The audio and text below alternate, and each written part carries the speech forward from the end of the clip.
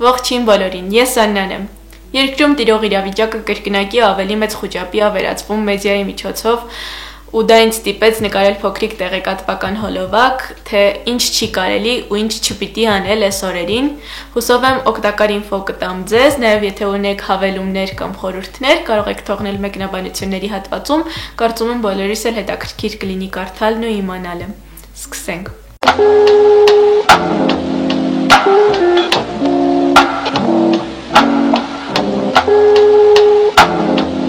Առաջին բանը, որ շատ եմ նկատել, դա զինվորի զինծառայողի անուն ազգանունը, զորակոչվելու ամսաթիվը, հեռախոսահամարը, զորամասի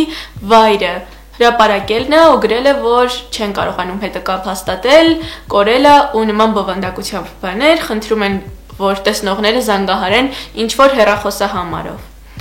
Ժողովուրդ, շատ կարևոր է հիմա սթափ լինելը, սթափ մտածելը։ Պետք է հասկանանք, որ թշնամին այս ինֆոն անպայման տեսնում է, ու ձեր զինվորն ու դուք դառնում եք թիրախ նրա համար։ Եթե մինչև ձեր գրառում կատարելը ձեր զինվորի հետ ամեն ինչ լավ էր սահմանին, հնարավոր է, որ ձեր գրառում կատարելուց հետո իր անվտանգությունը լիովին խախտվի։ Նաև նույնը ձեր հեռախոսահամարը հրապարակելիս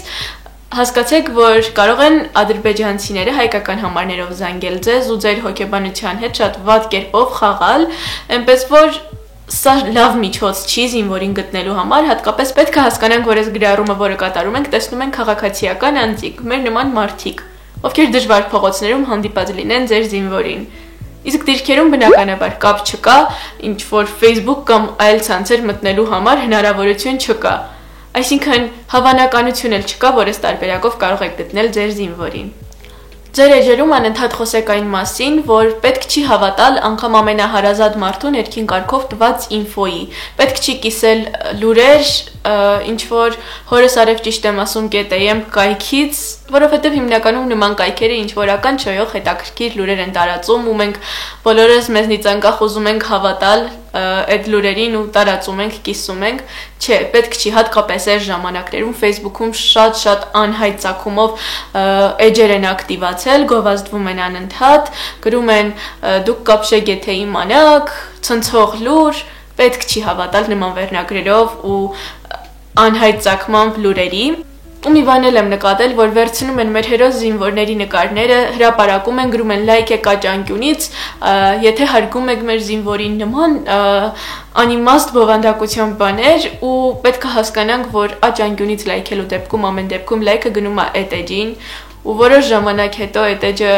չի ծառայելու իր անվանմանը, փոխվելու է անունը, Արցախից դառնալու է ժպիտ սրճարան կամ, չգիտեմ, Smiley online shop, այնպես որ ուղղակի հեռու ենք մնում մաքսիմալ այս ներքին թշնամիներից, ովքեր փորձում են մեր հերոսների հաշվին PR-վել իրենց էջը առաջ տանել։ Սա լրիվ այլ նպատակ է հետապնդում։ Մյուս կարևոր խորհուրդը, որ ուզում եմ ձեզ տալ, դա չպատասխանելն է ադրբեջանցի օգտատերերի նամակներին եւ կոմենտներին։ Հատկապես կոմենտներին, որոնք կատարվում են հայտնի մարդկանց նկարների տակ, որովհետև ադրբեջանցիները շատ են սիրում հայտնիների նկարների տակ իրենց ցույց տալ, իրենց հորինած պատմությունները գրել, խղճահարություն առաջացնել։ Ես գիտեմ, որ դա մեր մոտ զայրույթ է առաջացնում ու մեզնից անկախ ուզում ենք մի բան էլ մենք ասել, մեզ արդարացնել, որովհետև իրենք սխալ են, սուտ ինֆո են տարածում, բայց պետք է հասկանանք, որ Facebook-ի, Instagram-ի ու այլ սոցցանցերի ալգորիթմներն աշխատում են այսպես։ Եթե ինչ-որ կոմենտի երկար եք նայում անգամ, եթե ինչ-որ նկարի վրա եք երկար ժամանակ ծախսում, չգիտեմ, ինչ-որ կոմենտ շատ եք լայքում, շատ կոմենտներին պատասխանում եք, այդ կոմենտը բարձրանում է top ու ավելի շատ մարդ է տեսնում։ Այսինքն, եթե դուք ադրբեջանցի օգտատերի անիմաստ տգեղ բովանդակությամբ կոմենտին պատասխանեք, դուք զուտ իր ձայնը ավելի լսելի կդարձնեք հայտնի մարդկանց համար։ Դրա համար այս դեպքում անտեսելը լավագույն զենքն ու լուծումն է։ Նաև մի նկատառում, երբ որ տեղադրում են էջեր, որ ռեպորտ անենք, ջնջենք,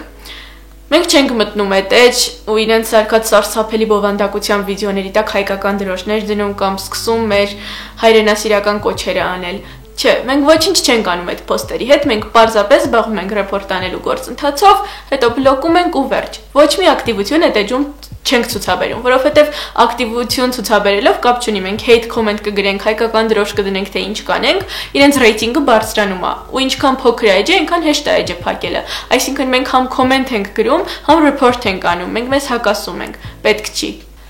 Եթե ունեք զինծառայող ընկեր հարազատ, որը ձեզ զանգում է, հուսամ հասկանում ենք, որ չպիտի հարցնենք, դու դեռ տանկի վրա ես, եղնիկների դիրքերում ես, որ գիծ ես, հրետանու վրա ես, չէ, նման հարցեր չենք տալիս։ Մեր զինվորի մասին մտածելով նման հարցեր չենք տալիս։ Գիտեմ, որ բոլորիս էլ հետաքրքրում է, թե ինչ են անում, ոնց են անում։ Այ կարող ենք հարցնել, հասնում են մեր գրած նամակները ձեզ, ոնց եք, ինչ եք ուտում, չգիտեմ, կարողանում եք քնել, բայց այլ հարցեր չենք տալիս։ Ու եթե իրենք էլ չիմանալով սկսում են պատմել, ուղղակի կտրեք իրենց խոսքը, ասեք ուրիշ բանից սկսեք խոսել, ասեք որ պետք չի դրանից խոսել, հետո կպատմեն։ Ու հուսամ նաև հասկանում ենք, որ չպիտի այս թեմաները քննարկենք այլ անձանց հետ հեռախոսով, SMS-ներով, անգամ մեսենջերներով տարբեր։ Իսկ եթե այնքան կարևոր է, որ ուզում ենք քննարկել, ամեն դեպքում անհրաժեշտությունը կա, Telegram-ը այս դեպքում փրկություն է ու շատ անվտանգ app է։ Կարող եք մտնել Telegram, տվյալ մարդու հետ secret chat բացել ու դնել օրինակ, որ 10 րոպեից երկու կողմից էլ նամակները ջնջվեն։ Բայց ամեն դեպքում իհարկե խորհուրդ չի տրվում նման տեղեկությունները քննարկել ընդհանրապես։ Մեզ բոլորիս այս օրերին հիմնականում Facebook-ի Messenger-ով ուղարկվում են տարօրինակ բովանդակությամբ ձայնագրություններ, որտեղ ինչ-որ կոչեր են արվում, տարօրինակ հիմնականում։ Հիմա բացատրեմ ինքը ինչ է իրենից ներկայացնում։ Ադրբեջանցիները բացում են հայերի անուններով account-ներ, գտնում են հայ մարդկանց, ովքեր այնքան միամիտ են, որ չեն հասկանում, որ դիմացին ադրբեջանցի է, տալիս են տեքստ, սիմվոլիկ գումար 2000-3000 դրամ, ու ասում են ձայնագրության մեջ այս տեքստը կարդա։ Դրա համար էլ մեզ հասնում են բացարձակ առանց ակցենտի, նորմալ գրագետ հայերենով ձայնագրություններ։ Ու հետո ասում են տարածիր ընկերներիդ մեջ ու այդպես տարածվում է ձայնագրությունը։ Նախ այդ ձայնագրությունը ձեզ ուղարկողին էլ պետքա բացատրեք ինչն ինչոց է, որովհետև նման ձայնագրություններ շատ կան ու այդ ուղարկողը եթե մի անգամ ձեզ ուղարկել է, հավանաբար էլի կուղարկի, դրա համար պետքա բացատրել ինչն ինչոց է, որ հնարավորինս քիչ տարածվեն ու խոճապի չմատնեն մարդկանց։ Այսպիսի մի տարօրինակ ու զզվելի երևույթ էլ կա մեր իրականության մեջ, ինչ որ տարօրինակ անհայտ ծագումով էջեր սկսում են հագուստի, այլ պարագաների ու գումարի հավաքագրում անցկացնել։ Ժողովուրդ, մենք մեր ամեն լուման ուղղում ենք Հայաստան համահայկական հիմնադրամին։ SMS-ի միջոցով, այսինքն 8000 համարին որևէ SMS գրելով կամ հենց հիմնադրամի կայքով իրենց հաշվեհամարներին փոխանցելով, այլ հաշվեհամարի մենք գումար չենք փոխանցում։ Մի դեպք էր եղել մեր զոհված հերոս Ալբերտի ընտանիքի անունից, ինչ որ մեկը դրամը հավաք էր բացել ու $10,000 հավաքվել էր, պատկերացնում եք։ Ինչքան ստոր երևույթներ կան։ Պետք չի օգնել ներքին թշնամուն, կրկին եմ հիշեցնում, ձեր գումարն ուղարկեք Հայաստան համահայկական հիմնադրամին։ Ինչ վերաբերում է այլ պարագաների հավաքագրմանը, ուղղակի տեսեք, թե ովքեր են կազմակերպիչները, ինչ միջոցներով են հասցնելու Արցախ, արդյոք հասցնելու են թե ոչ, մանրամասների իմացեք, նոր տարեք ձեր եղածը տվեք իրենց։ Ու մի երևույթ էլ կա, մի դեպք եմ նկատել վերջերս, Facebook-ում մեկին գրել էր, որ Արցախից իր 7 երեխայի հետ տեղափոխվել է Դիլիջան ու չի հասցնում ձեռքով լվացք անել ու իրեն լվացքի մեքենա է պետք ու ինչ-որ մարդիկ անգամ առաջարկել էին, չեմ զարմանա, եթե արդեն իր մոտ լվացքի մեքենա լինի, բայց երբ որ մտա այդ կնոջ էջ մի քիչ ուսումնասիրեցի տարբեր էջերում իր ակտիվությունը, հասկացա, որ այդ կինը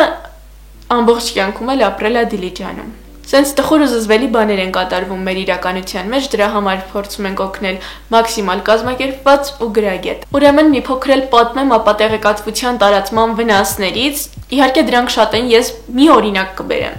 Մի քանի օր առաջ Facebook-ում գրել էին, որ գտնվել է 170 զինվոր ողջ վիճակում։ Պատկերացնում եք, կան զինվորներ, որոնք առաջին օրվանից չեն զանգել իրենց մամաներին, կան զինվորներ, որոնք զոհվել են, բայց մարմին չկա։ Թաղում չի եղել, որովհետև մարմին չկա, որովհետև ծնողը չի հավատում, որ իր զինվորը զոհվել է։ Ու նման տեղեկություն տարածելուց հետո զինվորի հարազատի հոգեբանությունը լրիվ խախտվում է, լրիվ սթրեսի մեջ են ընկնում, խոճապի մեջ են ընկնում։ Ու առաջին բանն ինչ իրենք անում են, զանգում են թեժ մանրամասներն իմանալու համար ընդամենը մի ապուշի տարածած ապատեղեկատվության պատճառով։ Եթե տեսնում եք նման տեղեկություն, պարտադիր կոմենտներում պահանջեք պաշտոնական աղբյուր։ Եթե չեն տալիս, պահանջեք ջնջել post-ը։ Եթե չեն ջնջում, նշեք ԱԱՑ-ի Facebook-յան էջը, դրանից հետո հաստատ ջնջելու են, որովհետև կվախենան։ Առաջին ասածս խնդրին անդրադառնամ, երբ որ զինծառայողի նկարը տարածում են ու գրում, որ կորել է, կարծում եմ, որ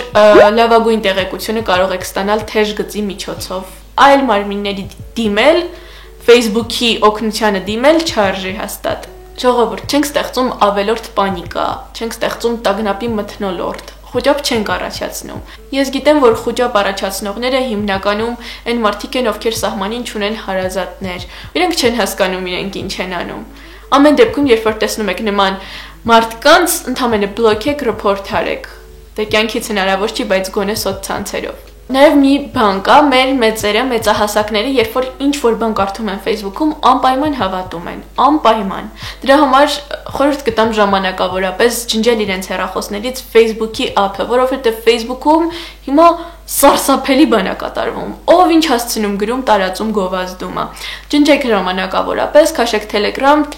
հետևեք մի քանի տեղեկատվական, պաշտոնական տեղեկություն տարածող ալիքների, իրենց բացատրեք ոնց է աշխատում, ասեք, որ երբ որ նորություն լինի, անպայման իրենց նամակի տեսքով կգա, ու որոշ ժամանակ թող տեղեկությունները ստանան Telegram-ի միջոցով։ Telegram-ը այս պահին բոլորիս համար փրկություն է, ես էլ եմ Telegram-ի միջոցով տեղեկություններ ստանում,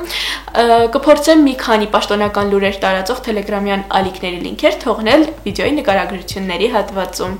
Նաև եթե ամեն դեպքում որոշում ենք մնալ Facebook-ում եւ մեր լուրերը ստանալ Facebook-ից, հետևում ենք մեզ սիրելի դարձած Արծրունի, Շուշանի էջերին, Արցախի եւ Հայաստանի ՊՆ-ների էջերին եւ Արցախի տեղեկատվական շտաբի էջերին։ Կարծում եմ, այս էջերը բավական են, որ շուտ ստանաք պաշտոնական լուրեր սահմանից։ Մի կարևոր բան էլ։ Մեզ անընդհատ պետք է հիշեցնել, որ մենք ռազմագետներ չենք։ Մենք չենք տիրապետում պետական գաղտնիքների։ Մենք սահմանին կանգնած զինվոր չենք։ Մենք ամեն օր փոշոտ վիճակում չենք երազում մի րոպե աչք փակելու մասին։ Հետևաբար, մենք մեզ իրավունք չենք վերապահում դատողություններ անելու մեր կարծիքը հանրայնացնել։ Կամ գրել օրինակ Իսկանդեր հանելու ժամանակ, նա կամ Նիկոլը հողերը ծախելա։ Չէ։ Հավատացեք, մեր զինուժը, մեր կառավարությունը փայլուն կերպով տիրապետում է իր աշխատանքին ու մենք հիմա ավելի քան երբևէ պարտավոր ենք հարգել իրենց աշխատանքը ու վստահել իրենց։ Չենք տարածում մեր սուբյեկտիվ դատողությունները։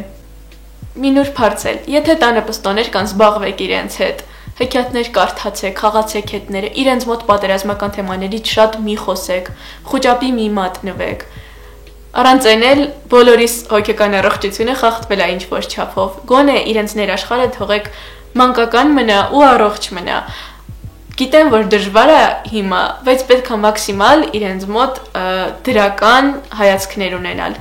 Ինչքան գիտեմ, Տաթև մաման այս ժամանակներում բավականին լավ նյութեր է տեղադրում մամաների համար, կարող եք իր Instagram-ին էլ հետևել ու հասկանալ ոնց վարվել ձեր փոքրիկների հետ այս ժամանակներում։ Ու վերջում, խնդրում եմ կամակորությունն ու անհավեսությունը չկապել պատերազմի հետ։ Պատերազմն արդարացում չի դասերը չանելու, դիմակ չկրելու եւ աշխատանքի չգնալու։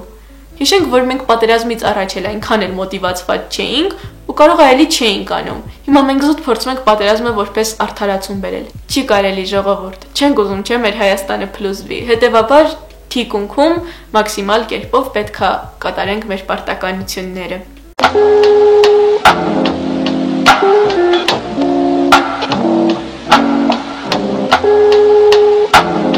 Շնորհակալ եմ հոլովակը դիտելու համար։ Հուսամ կարողացա ինչ-որ կերպ օգնել, ինչ-որ օգտակար ինֆո տալ։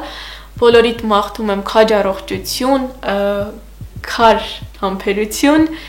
ու անսահման լավատեսություն։ Անպայման ամեն ինչ լավ է լինելու։ Հաջողություն։